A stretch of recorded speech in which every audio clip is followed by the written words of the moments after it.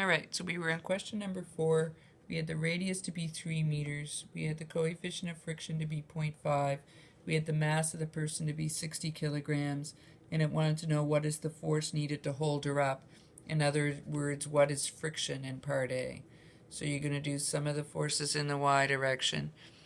And if you're holding her up, that means she's not moving. It goes to 0. So friction minus gravity has to equal 0. So friction has to equal mg.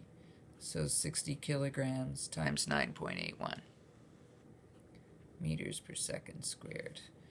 So friction should equal 588.6 newtons, part A. Part B wants to know what normal force must the wall exert to provide the perfect friction needed.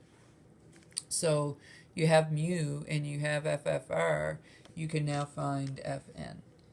So FFR is equal to mu Fn. So Fn should be equal to friction divided by mu. So 588.6 newtons divided by 0.5. Dividing by 0.5 is like multiplying by 2. So 1,177.2 newtons. And the last question, what speed must the rider be moving in order to provide this? So some of the forces in the x direction will be equal to mv squared over r. And the only force is that Fn. So Fn is equal to mv squared over r, and it wants the speed. So multiply by r, divide by n. Fn, so v divide by m. So v squared equals r times Fn divided by m. R was 3 meters. Fn was 1177.2 and 60 kilograms. So 20, move the decimal 1, divide by 2, 58.86, take the square root, so 7.67 meters per second. Done. Now I also asked you to do multiple choice, okay? And it might seem like a lot, but these should be pretty straightforward. So the first set is based on, so numbers 1 to 4 are based on this circle. I have a ball right here, 2 kilograms.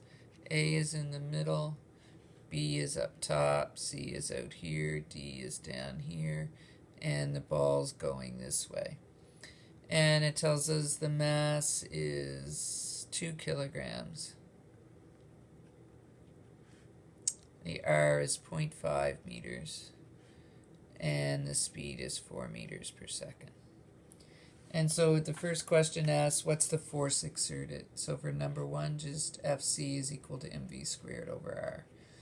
So 2 times 4 squared, 1632, divided by 0.5, this should be 64 newtons, which is choice 4. Number 2, position shown in the diagram, the momentum of the mass. So the whole thing is moving clockwise, and at this position, the velocity vector would be going towards point D.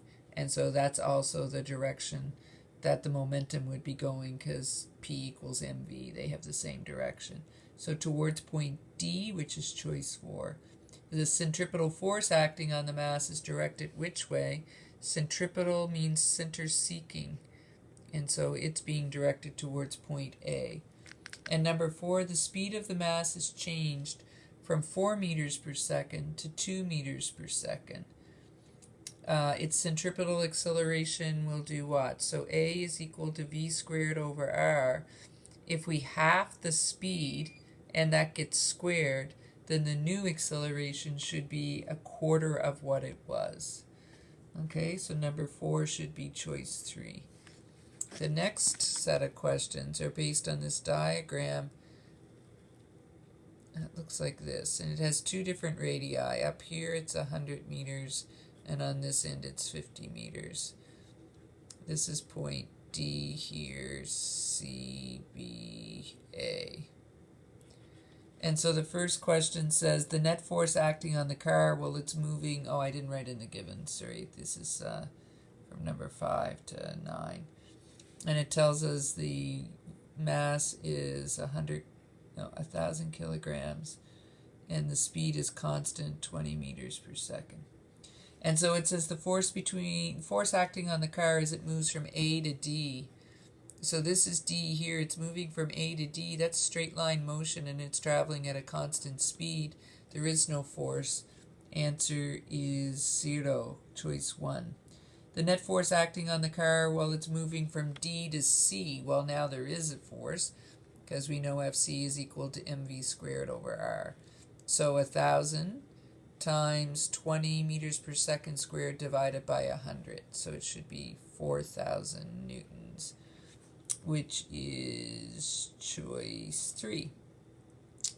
Number 7.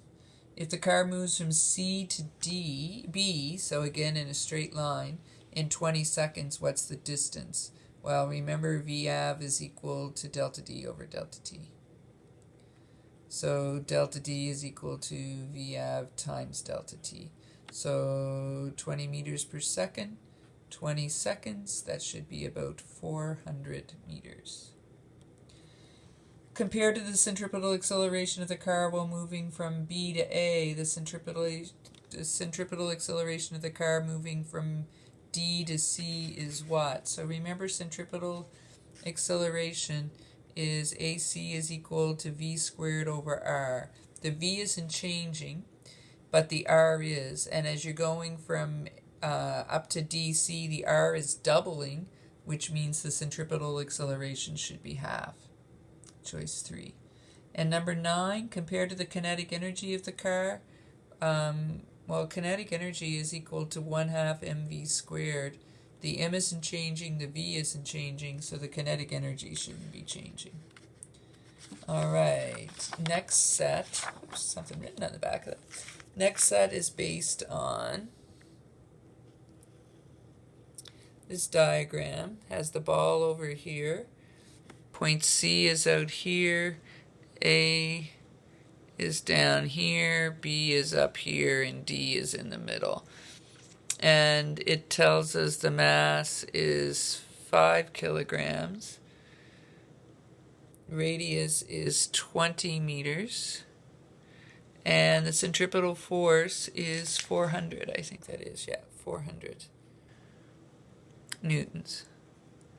And so the first question wants to know, in the position shown, the object's centripetal acceleration is directed where?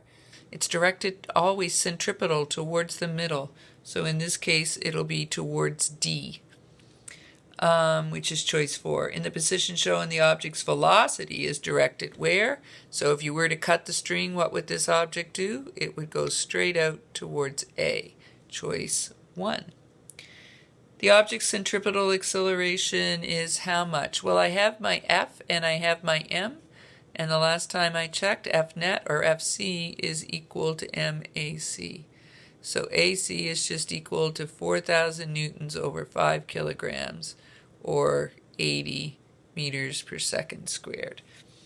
What is the object's speed? Well, once you have the centripetal acceleration, then you can get your speed because it's V squared over R. So V squared is equal to AC times R.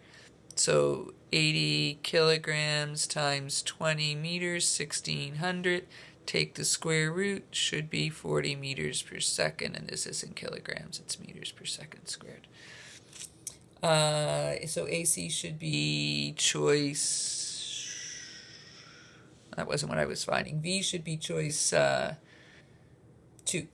If the radius of the track is increased, what will happen to the centripetal force? AC is equal to mv squared over r. If you make r bigger, F should get smaller. Okay?